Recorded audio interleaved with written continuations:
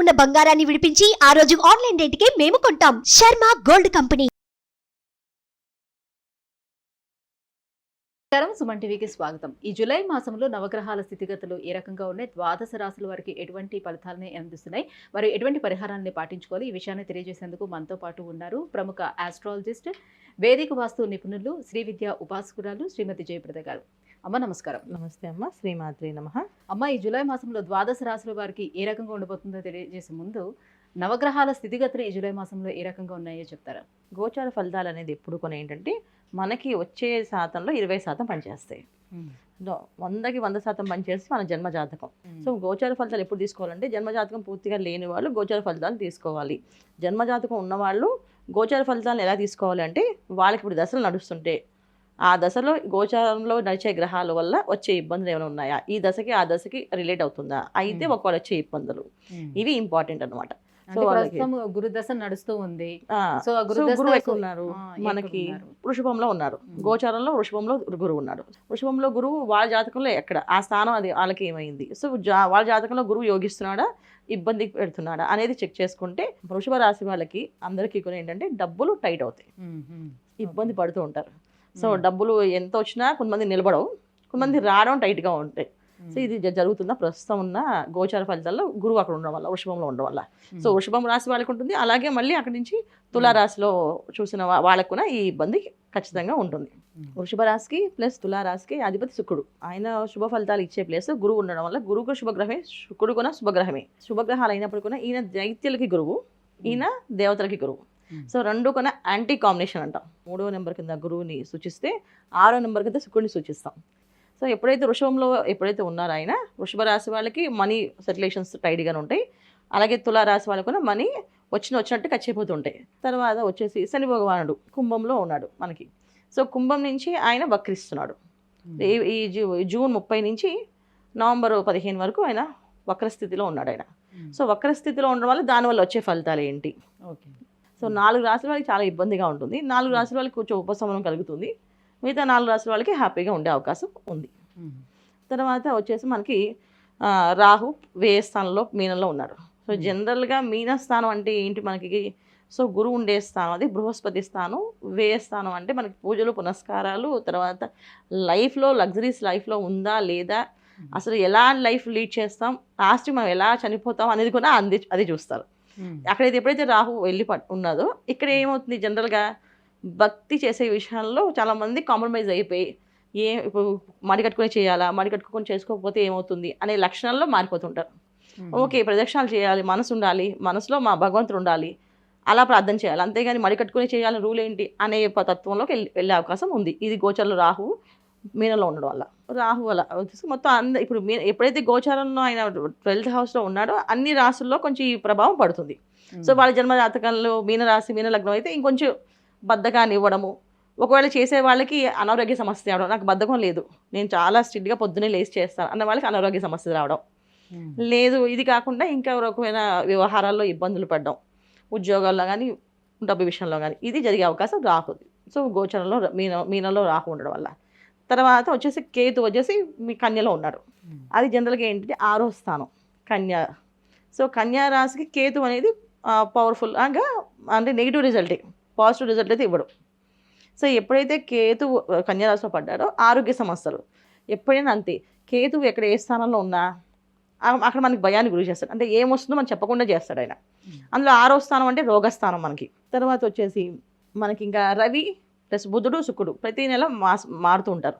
So వీళ్ళు గమనాలు అనేది ఏంటంటే రవి మారడం వల్ల ఆరోగ్యం ఎలా ఉంటుంది, సో కోర్టు విషయాల్లో కానీ, మన ఉద్యోగ విషయాల్లో కానీ, వ్యాపారం విషయాల్లో కానీ లావాదేవీలు ఎలా ఉంటాయని చూసుకోవచ్చు. శుక్రుడు మారడం వల్ల వివాహాలు ఆలస్యమైన వాళ్ళకి వివాహాలు కుదిరే అవకాశము, తర్వాత భార్యాభర్తల మధ్య సమస్యలు ఉంటే ఆ సమస్యలు తీరే అవకాశము శుక్రుడు మారడం వల్ల. సో బుధుడు మారడం వల్ల ఏంటంటే కొంచెం సౌమ్యంగా చెప్పడము, ఎదుటి వాళ్ళ విషయాలు వినడము, లేకపోతే వినకపోవడము, ఇలాంటి జరిగే అవకాశాలు చిన్న చిన్న మార్పులు. సో మాస ఫలితాలు ఎక్కువ మనకు మారేది ఏంటంటే రవి బుధుడు శుక్రుడు. మిగతా వాళ్ళందరూ సంవత్సరం, గురువు తర్వాత రాహు అయితే సంవత్సరాల కాలం, శని భగవాన్ అయితే 2.5 సంవత్సరాల కాలం ఇలా ఉంటారు కనుక మెయిన్ ఫలితాలు వీళ్ళే ఇస్తారు కనుక మనం ఇవి చూసుకుంటూ మాస ఫలితం ఏ రిజల్ట్స్ వస్తున్నాయి అనేది మనం చూసుకొని చెప్పుకుందాం అన్న. అమ్మ, కన్యా రాశి వారికి ఈ జూలై మాసంలోనే వాళ్ళకి నవగ్రహాలు ఎలా సపోర్ట్ చేస్తున్నాయి? ఏ గ్రహం అనుకూలిస్తుంది, ఏ గ్రహం ప్రతికూలంగా ఉంది, అలాంటి ఫలితాలు? తప్పకుండా కన్యా రాశి వాళ్ళకి ఏ ఏ గ్రహాలు అనుకూలిస్తున్నాయి కంటే కూడా బ్రహ్మాండంగా యోగిస్తుందని అనుకోవచ్చు. కన్యా రాశి వాళ్ళకి చాలా రోజుల నుంచి, ఎన్నో ఏళ్ల నుంచి పనులు అవ్వని వాళ్ళకి, ఆపదలో ఇబ్బందులు పడే వాళ్ళకి, అప్పులతో సతమతమయ్యే వాళ్ళకి, డబ్బులు పుట్టని వాళ్ళకి, సో డబ్బు అసలు రాదేమో అని ఫిక్స్ అయిపోయిన వాళ్ళకి, వ్యాపారంలో ఇంకా లాభాలే లేవని అనుకునే వాళ్ళకి అందరికీ కూడా చాలా సూపర్గా పనిచేస్తుంది. ఎందుకంటే వీళ్ళకి అన్ని గ్రహాలు పక్కన పెడితే రాహుకేతు ఇద్దరు ఆపోజిట్లో చూసుకుంటున్నారు చక్కగా. ఎప్పుడైతే వాళ్ళిద్దరు చూసుకుంటున్నారో, ఎప్పుడైతే చెప్పారో దైవశక్తి తర్వాత వచ్చే శక్తి ఏదైతే ఉందో రాక్షస శక్తి. సో దేవతా శక్తి కంటే రాక్షస శక్తి కొంచెం ఎక్కువ ప్రభావం చూపించేస్తుంది ఆటోమేటిక్గా. ఎప్పుడైతే ఈ రాహుకేతు ఇద్దరు చూసుకుంటున్నారో చేయాల్సిన పనులు, చేయాల్సిన కార్యక్రమాలు అన్నీ అయిపోతాయి, ఫాస్ట్గా అవుతాయి. చాలా ఏళ్ళ నుంచి పెళ్ళి అవ్వని వాళ్ళకి పెళ్ళి అవ్వడం, పిల్లలు కలగలేని వాళ్ళకి పిల్లలు కలగడం, చాలామందికి పిల్లల కోసం పాపం ప్రయత్నాలు చేస్తూ ఉంటారు, హాస్పిటల్స్ చుట్టూ తిరుగుతుంటారు, వాళ్ళకి సంతానం యోగం భాగ్యం కలగడము, వివాహాలు అవ్వడం, ఎన్నో రోజుల నుంచి కోర్టు వ్యవహారాల్లో ఇబ్బందులు పడుతూ డిస్టర్బెన్స్ పడుతూ చాలా ఇబ్బంది దాని నుంచి బయటపడడం అండి. అప్పులకు డబ్బులు రాక చాలా ఇబ్బంది పడడం వల్ల డబ్బులు రావడం, ఒకేసారి రిలీజ్ అవ్వడం, అన్నీ అసలు బంపర్ ఆఫర్లు అంటే ఈ కన్యా రాశి వాళ్ళకి ఈ సంవత్సరం చాలా బాగుంది. అంటే ఈ నెల ఇంకా చాలా బాగుంది. సో ఈ నెలలో వీళ్ళకి అన్ని యోగాలు బాగున్నాయి. సో కన్యా రాశి వాళ్ళకి ఈ విషయం ఆ విషయం లేదన్న, అన్ని విషయాల్లో వీళ్ళకి యోగమే బాగుంది. వీళ్ళు చేసే పనులన్నిటికీ కూడా.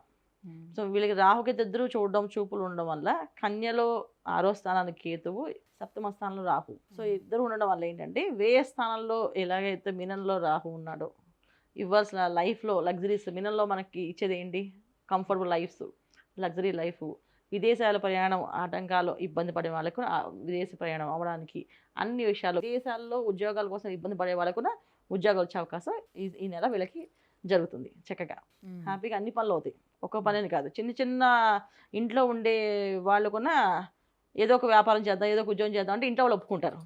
అది కూడా జరిగే అవకాశం ఈ కన్యా రాశి వాళ్ళకి పుష్కలంగా ఉంది. సో ఏదనుకుంటే అది జరిగిపోతుంది చక్కగా. సో ఈ కన్యా రాశి వాళ్ళకి ఈ సంవత్సరం అంటే చెప్పాలంటే ఈ సంవత్సరంలో వీళ్ళకి రాహుకేతు ఇద్దరు ఉండడం వల్ల, తర్వాత గురువు కొన వీళ్ళకి 9వ స్థానాధిపతి అవడం వల్ల, భాగ్యస్థానాధిపతి అవ్వడం వల్ల కొన్ని విషయాల్లో యోగించేస్తూ ఉంటాయి ఆటోమేటిక్గా. మామూలుగా ఉండదు, బ్రహ్మాండంగా ఉంటుంది. మరి ఇంత బ్రహ్మాండంగా ఉంది కదా, అయినప్పటికీ ఏమైనా పూజలు చేయించుకోవాల్సిన అవసరం ఉంటుందా? పరిహారాన్ని పాటించాలా? ఏ దైవాన్ని ఇంకా వీళ్ళు ఆరాధించుకోవాల్సి? తప్పకుండా. కన్యా రాశి వాళ్ళకి జనరల్గా ఏంటంటే పూజ తర్వాత పనులు అనేది చాలా తక్కువ మంది భక్తులు. మేము బాగా భక్తిగా పూజ చేస్తున్న వాళ్ళు మనం లెక్క పెట్టచ్చు. చాలా మంది కొంచెం బద్ధకస్తులు ఉంటారు. సో ఆ బద్ధకాన్ని వదిలేయాలి. ఎందుకంటే ఆ బద్ధకాన్ని వదిలేయడం వల్ల వీళ్ళకి మంచి పనులు అవే అవకాశం ఉంటుంది. సో మంచి కాలం నడిచినప్పుడు పనులు చేయించుకోవడంలో ముందు ఉండాలి. ఎర్లీ అవర్స్లో లేవడము, ఇవాళ ఏ పనులు చేయించుకోవాలి. చాలామంది కోర్టు వ్యవహారాల విషయాల్లో ఉంటాయి, మంచి మంచి ఐడియాస్ వచ్చి ఇలా ఐడియాస్ చేసి బయట రావడం, ఏ పూజ పునస్కారం అక్కడ అంటే వాళ్ళ జన్మజాతకంలో వాళ్ళు ఏ గ్రహాలు ఎక్కడ ఉన్నాయి, ఎలా ఉన్నాయి, ఏ దశ నడుస్తుందో చూసుకొని వాళ్ళకి ఆ శాంతి చేయించుకోవడం, ఆ పూజలు చేయించడం వల్ల పనులు అవుతాయి. ఇప్పుడు గోచారంలో వీళ్ళకి యోగం ఉంది, కానీ జన్మజాతకంలో కూడా యోగం ఉండాలి కదా. సో జన్మజాతకంలో కూడా యోగం ఎలా ఉంది చూసుకొని, జన్మజాతకంలో ఏమైనా గ్రహాలు ఇబ్బంది పెట్టే ఉంటే వాటికి ఉపశమనం జరిపించుకుంటే వీళ్ళు ఖచ్చితంగా జాక్పాట్ కొట్టే అవకాశం ఎక్కువగా ఉంటుంది. సో ఇవి కంపల్సరీ చేసుకోవడం వల్ల బాగుంటుంది. అది ఇది గోచార ఫలితాలు. జన్మజాతకం మళ్ళీ విడిగా ఉంటుంది కదా, జన్మజాతకంలో ఏమేమి ఉన్నాయో చూసుకోవాలి. సో భాగ్యస్థానంలో గురువు ఉన్నాడు కాబట్టి ఈ సమయంలో వాళ్ళకి గృహ నిర్మాణం పనులు లాంటివి చేపట్టుకోవచ్చా? వివాహ ప్రయత్నాలు అవన్నీ కూడా చేయొచ్చా? అసలు రాహుకేతులు ఉండడమే అన్నీ అవుతాయి. భాగ్యస్థానం గురువు ఉండడం వల్ల ఏంటంటే ఆటంకాలు ఏర్పడవు. ఇప్పుడు శుభగ్రహాలు శుభస్థానంలో ఉండి దురదృష్ట ఫలితాలు ఇవ్వరు. అంటే గురువు 9వ స్థానాధిపతి ఉన్నప్పటికీ కూడా ఏంటంటే గురువు కన్యా రాశి వాళ్ళకి యోగకారకుడు కాదు. సో కానీ ఫలితాలు ఇవ్వడంలో ఆపడైనా, నెగిటివ్ ఫలితాలు ఇవ్వాలని అనుకోడు. సో ఫలితాలు వచ్చే ఫలితాలు ఆపడు. సో గురువు ఎక్కడున్నా శుభస్థానాన్ని శుభ ఫలితాలు ఇవ్వడానికి ఇష్టపడతాడు. సో అందుకని ఏంటంటే రాహుకేతులు ఇద్దరు బలంగా ఉన్నాయి కనుక ఖచ్చితంగా పనులు అవుతాయి బ్రహ్మాండంగా, అన్ని పనులు. చాలామంది మెడికల్ సీట్లు రాని వాళ్ళకి మెడికల్ సీట్స్ వచ్చే అవకాశం ఉంది. స్టూడెంట్స్కి ఎవరైతే కష్టపడుతున్నారో ఎంబీబీఎస్ సీట్స్ కావాలని చెప్పేసి వీళ్ళకి తక్కువలో వచ్చే అవకాశం ఉంది. ఇప్పుడు మామూలుగా అయితే 2 కోట్లు కట్టండి, 3 కోట్లు కట్టండి అని చెప్పి అంటుంటారు. సో వీళ్ళకి 10 లక్షలు 15 లక్షల్లో ర్యాంక్లో మెరిట్లో వచ్చే అవకాశాలు ఎక్కువగా ఉంటాయి. సో అలాంటి అవకాశాలు కూడా ఈ సంవత్సరం ఈ కన్యా రాశి వాళ్ళకి ఉన్నాయి. అమ్మ, జూలై మాసంలోనే కన్యా రాశి వారికి ఎలా ఉండబోతుంది, ఎటువంటి జాగ్రత్తలు తీసుకోవాలి, ఎలాంటి పరిహారాలు పాటించాలనే విషయాన్ని తెలియజేసినందుకు ధన్యవాదాలు. నమస్తే అమ్మా, శ్రీమాత్రే నమః.